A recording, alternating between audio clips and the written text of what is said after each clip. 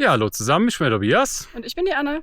Ja, und wir zwei sind gerade zusammen auf Hüttentour in den Hohen Tauern unterwegs. Ja, eine 3-Tages-Hüttentour. Wir sind durch das Hollerbachtal auf die neue Fürther Hütte gelaufen und von dort aus dann auf die neue Thüringer Hütte.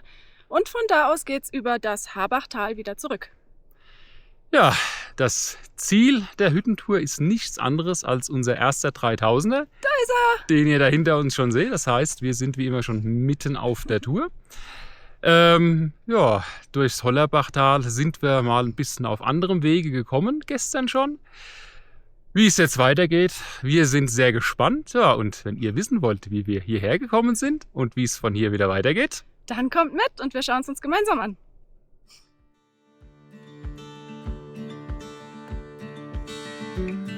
Start unseres Wanderabenteuers war am Wanderparkplatz am Eingang des Hollersbachtals. Allerdings ging es dieses Mal ein wenig anders los als gewohnt. Sag was? ja, heute mal ungewöhnter Start der Wanderung. Statt zu Fuß durchs Tal hochzulaufen, geht es erstmal mit dem Hüttentaxi voran. Ja, schauen wir mal, wie es wird. Und los ging es in das malerische Tal hinein. Neben der Schranke gleich zu Beginn sollte die Fahrstrecke das ein oder andere zusätzliche Hindernis für uns bereithalten.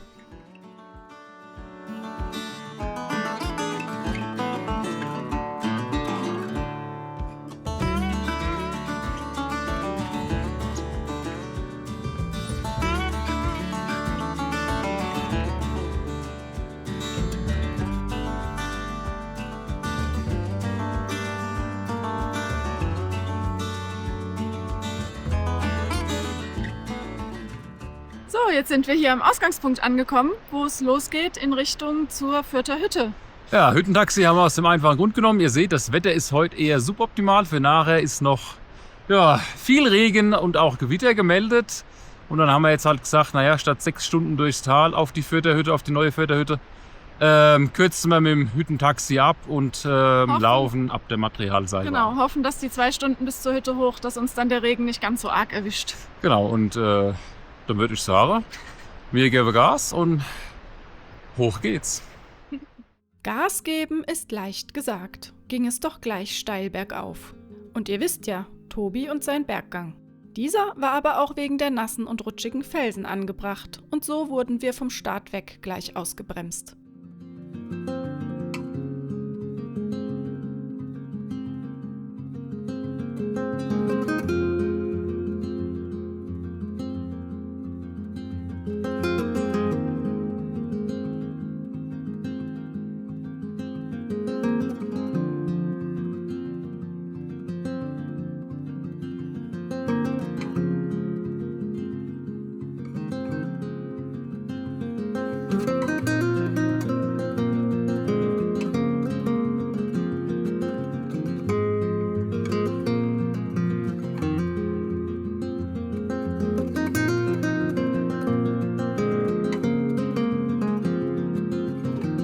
Das langsame Vorankommen und der ein oder andere Regentropfen, den die dichten Wolken nicht mehr halten konnten, brachten uns dann aber doch ganz schön ins Schwitzen. So, Ich gehe mal um dich rum dabei. ja, Kannst du mitdrehen? rundrum läuft das Wasser sowohl den Berg hinunter als auch den Tobi. Ach, scheiße. Sehr schweißtreibend, aber richtig schick hier. Ja.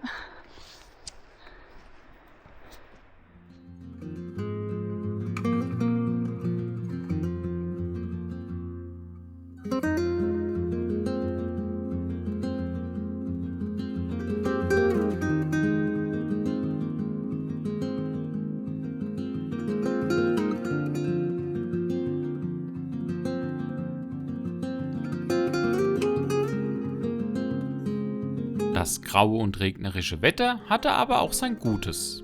Die wandernden Wolken und der aufsteigende Nebel setzten die mit Felsen und Wasserfällen durchsetzte Graslandschaft grandios in Szene. Eine urgewaltige Darbietung, die uns unweigerlich in ihren Bann zog.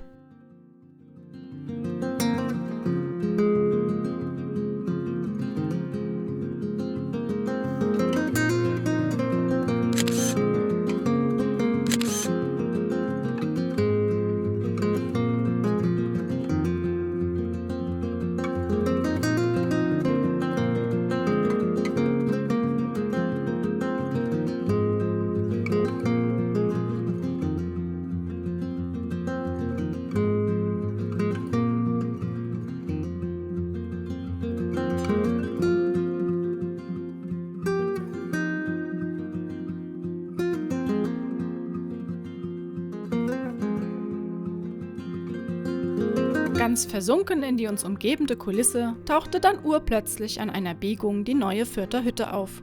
Wir hatten es ohne größeren Niederschlag bis zu unserer Zwischenstation geschafft. Der Hütteneinlauf erfolgte aber keine Sekunde zu früh. Kaum waren wir drinnen, begann vor der Hütte der angekündigte Regen.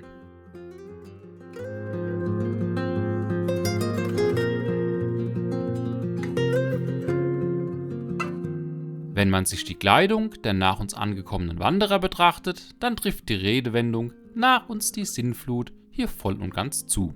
Es sollte aber nicht beim Regen bleiben. Der nachfolgende Schneefall war für heute von keiner Wettervorhersage prognostiziert worden.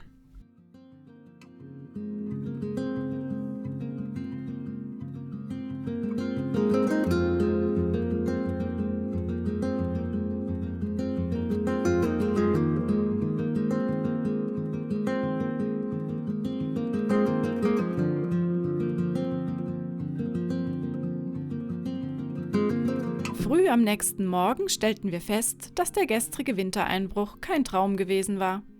Die hohen Tauern waren immer noch in einen weißen Mantel gehüllt. Guten Morgen! Einen wunderschönen guten Morgen, genau. Los geht's mit Tag 2. Ihr seht, wir haben immer noch Schnee. Ja, es hat ein bisschen geschneit. Gestern Abend ja schon angefangen, dann die Nacht rein, ein Stück weit noch geschneit. Und heute ist schön weiß. Heute Premium-Wanderwetter und wir brechen jetzt auf Richtung Lamkogel. Unser erster 3000er und dann gleich ungeplant im Schnee. Das winterliche Traumwetter ließ uns aber nicht übermütig werden. Vor dem Loswandern hatten wir uns auf der Hütte noch Infos zu Aufstieg, Weg und Wetter eingeholt. Und wie ihr seht und weiter sehen werdet, waren wir an diesem Tag auch nicht die einzigen, die das Abenteuer Lamkogel auf sich nahmen.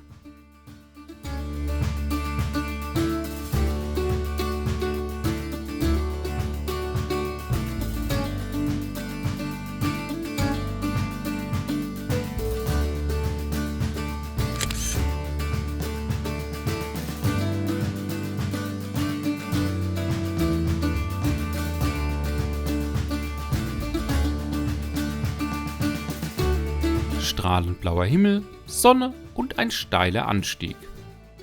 Das brachte den ein oder anderen dazu, ein wenig abzulegen. So auch mich. Ab hier waren wir übrigens für ein Weilchen die Ersten auf der Strecke und durften die Wegmarkierungen suchen und für die Nachkommenden den Weg spuren. Sehr abenteuerlich.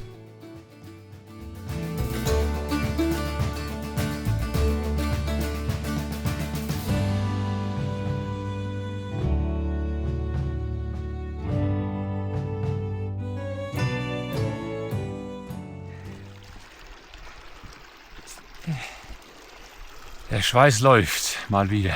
Wie wär's, wenn du mal was zum ersten 3000er sagst und gleich diese Bedingungen? Aha, schön. Rutschig ist es.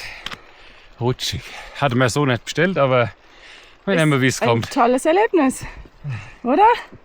Hervorragend. Oh Mann, ein bisschen Begeisterung. Ja, besser. Na, daran sollten wir noch ein wenig arbeiten. Aber lasst euch nicht täuschen. Auch wenn er behauptet, er werde auf die schweren Touren immer von mir mitgeschleppt, ist er doch jedes Mal wieder begeistert. So auch heute.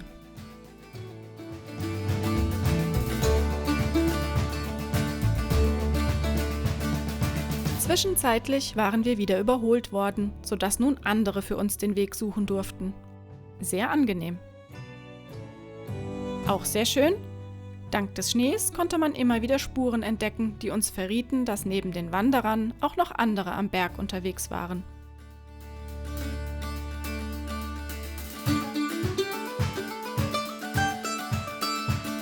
Hier ist sehr schön zu sehen, wie viel es über Nacht geschneit hat.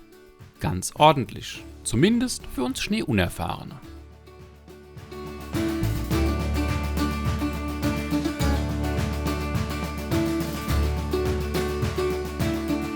Langsam aber sicher näherten wir uns der 3000 Meter Marke. An der Lamkogelschade angekommen, kann man diese entweder überschreiten und direkt weiter zur neuen Thüringer Hütte oder sich nach rechts wenden und weiter zum Lamkogel aufsteigen.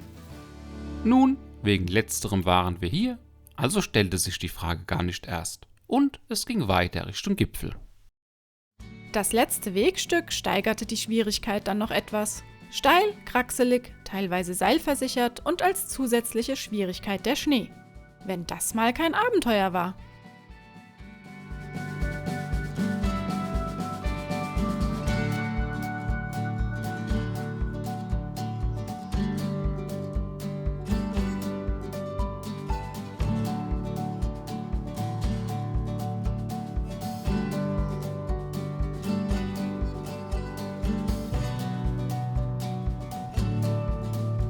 Und dann war der Gipfel erreicht.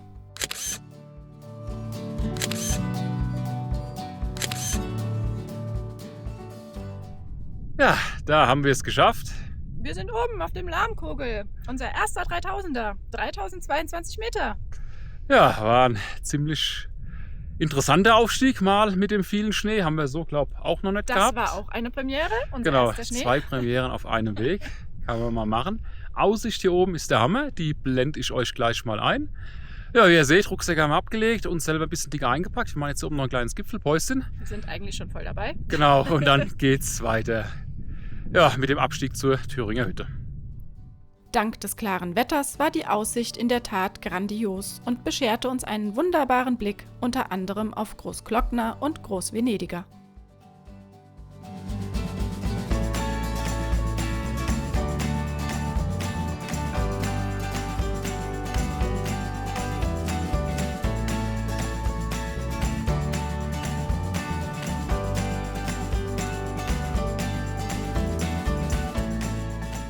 So, da unten links vom See ist die neue Fürther Hütte. Da kamen wir jetzt her. Und wenn man jetzt hier rüber geht, über die Scharte hinweg, da drüben runter, das ist unser Ziel für heute. Da ist die neue Thüringer Hütte.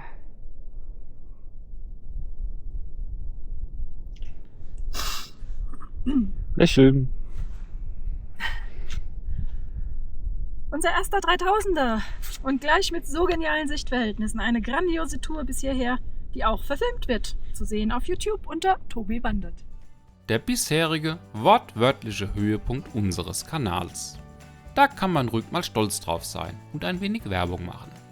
Jetzt ging es, der Aufstiegsroute folgend, wieder zurück in Richtung Scharte.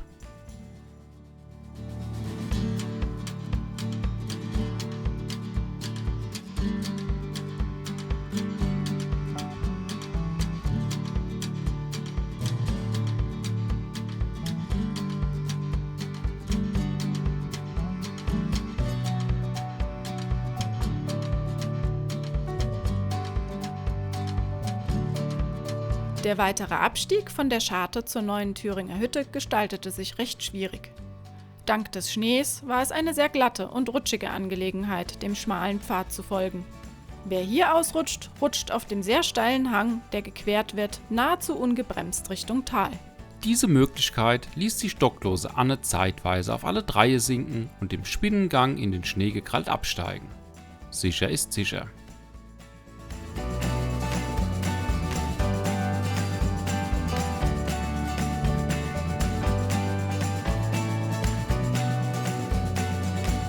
Als es Anne dann zu haarig bzw. rutschig wurde, hat sie, wie ich auch, dann aber die Schneeketten ausgepackt. Spannend zu sehen war allerdings, dass viele an diesem Tag ohne Krödel unterwegs waren und das zudem in flottem Tempo.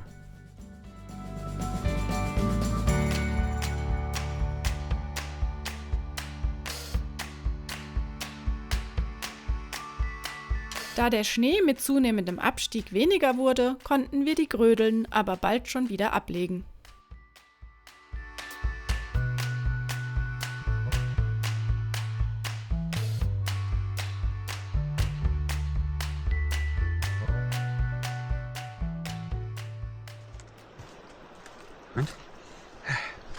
So, wenn ihr jetzt guckt, da oben waren wir gerade. Geil! Kurz, knapp und alles gesagt. Bisher eine richtig coole Wanderung. Und die Hütte war nun auch nicht mehr weit.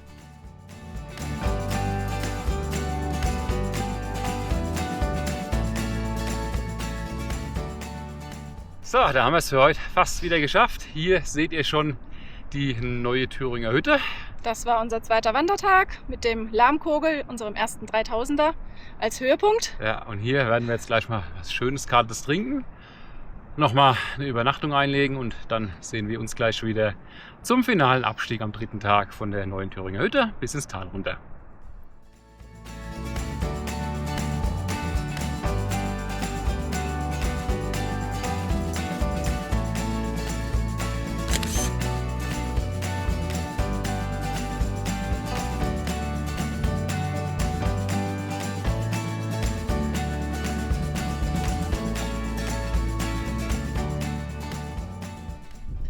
So, der 3. Tag unserer kleinen Hüttenwanderung. Ja, heute geht's runter ins Tal und wie ihr auch hinter uns seht, heute ist es schon wieder mittlerweile weitgehend schneefrei. Auch der Lahmkogel ist nur noch so ein bisschen gepudert. Also ganz anders, wie es gestern noch war. Genau, und jetzt sehen wir zu, dass wir uns wieder in Richtung Tal bewegen und nicht über den Normalweg hier runter, sondern über den Neutreusteig. Ja, sind wir mal gespannt, wie es noch wird. Wie ihr seht, ich halte die Kamera gerade schon mit der Hand. Wir haben gestern so ein bisschen Schund gehabt. Wir haben zwar nichts gebrochen, aber das Stativ leider, müssen wir durch. Er hatte zu viel physische Kraft, müssen wir dazu sagen. Es war kein Sturz. Gut, aber wir schwätzen nicht groß. Weiter geht's. Der Abstieg von der neuen Thüringer Hütte an unserem 3. Wandertag war landschaftlich ebenso top wie an den ersten beiden Tagen. Umgeben von teils über 3000 Meter hohen Gipfeln und mit Blick auf den Gletscher am Talende sowie auf die vielen Wasserfälle folgten wir dem Weg ins Tal.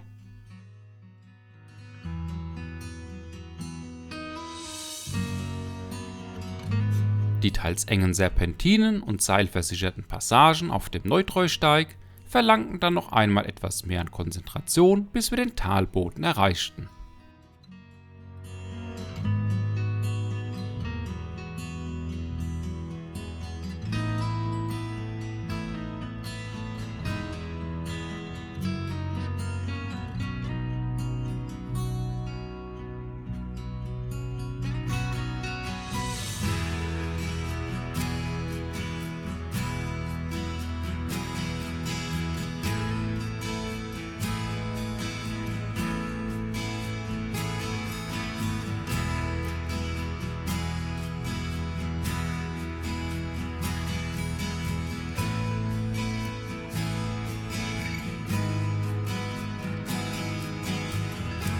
Kleines Highlight am Wegesrand: Anne hatte ihre erste lang ersehnte Murmeltierbegegnung. Und es sollte nicht die einzige bleiben an diesem Tag.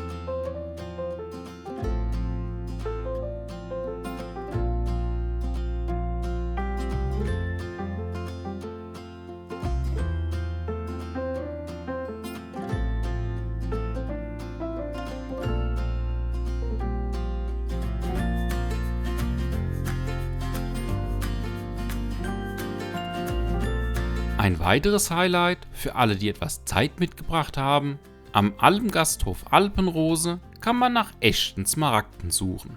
Im Habachtal ist nämlich das wichtigste Smaragdvorkommen Europas zu finden.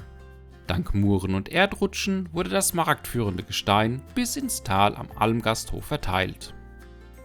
Da wir an diesem Tag noch nach Hause fahren mussten, ging es leider ohne Suche weiter. Aber beim nächsten Mal vielleicht. Im weiteren Verlauf des Tales hat man 2 Optionen für den weiteren Abstieg. Entweder dem breiten Weg folgen oder den immer wieder kreuzenden Smaragdweg nehmen. Wir entschieden uns für eine Kombi aus beidem und folgten mal dem einen, mal dem anderen Weg hinab.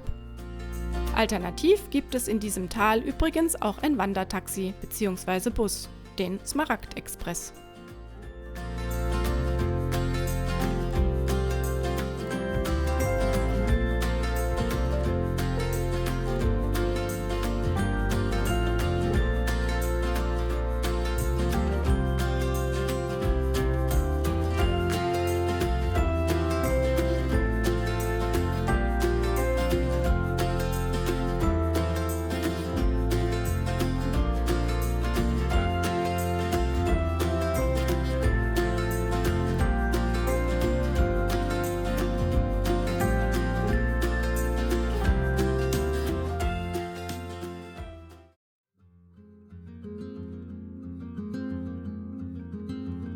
Unsere heutige Tour liegt in den Hohen Tauern, genauer in der Venediger Gruppe. Start der Tour ist am Talende des Hollersbachtals. Von dort geht es zunächst zur neuen Fürther Hütte und dann weiter auf den Lahmkogel. Der Abstieg erfolgt über die neue Thüringer Hütte und durch das schöne Habachtal.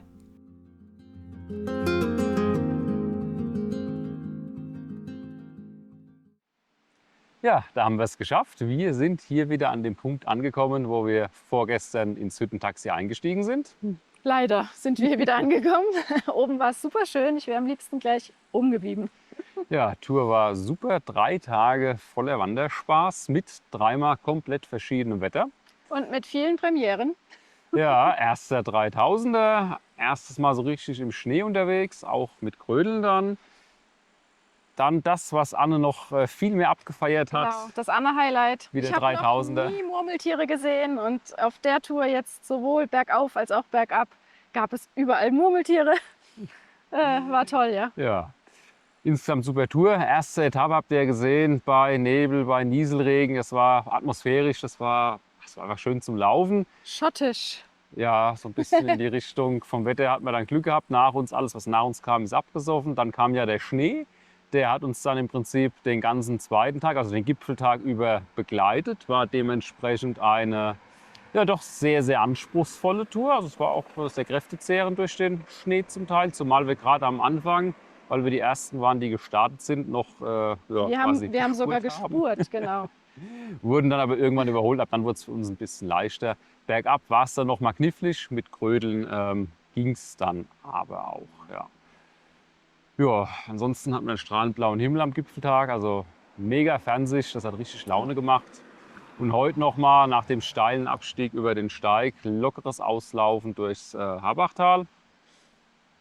Das war dann sehr gemütlich und vor allem, man musste mal nicht direkt vor die Füße gucken, da kann man auch mal rechts und links schauen, ohne stehen zu bleiben. Ja, War auch ganz schön. im Wechsel breiter Weg beziehungsweise schmaler Pfad. Es gibt ja diesen Smaragdweg, den haben wir in Teilen mal noch mitgenommen, wo es es angeboten hat. Ja, Ja, der ist auch ganz schön angelegt. Also das, was wir gesehen haben von diesem Smaragdweg, das ist für Familien mit Kindern, das ist ein tolles Ding. Ja. dann Ansonsten haben wir war's es das, oder? gepackt gehabt, dann sind wir mit dem Bus wieder hergekommen, das letzte Stück berghoch hier nochmal zum Parkplatz gelaufen. Ja, und das war im Wesentlichen die Tour zu unserem ersten 3000er. Ja, abgesehen von den Autos, die hier ein bisschen stören, war alles problemlos. Also ja, Top-Tour. Gut, und dann würde ich sagen, da haben wir es mal wieder. Wir hoffen, euch hat es gefallen, uns zu begleiten. Ja, euch wie immer viel Spaß beim Wandern. Und dann sehen wir uns beim nächsten Video wieder.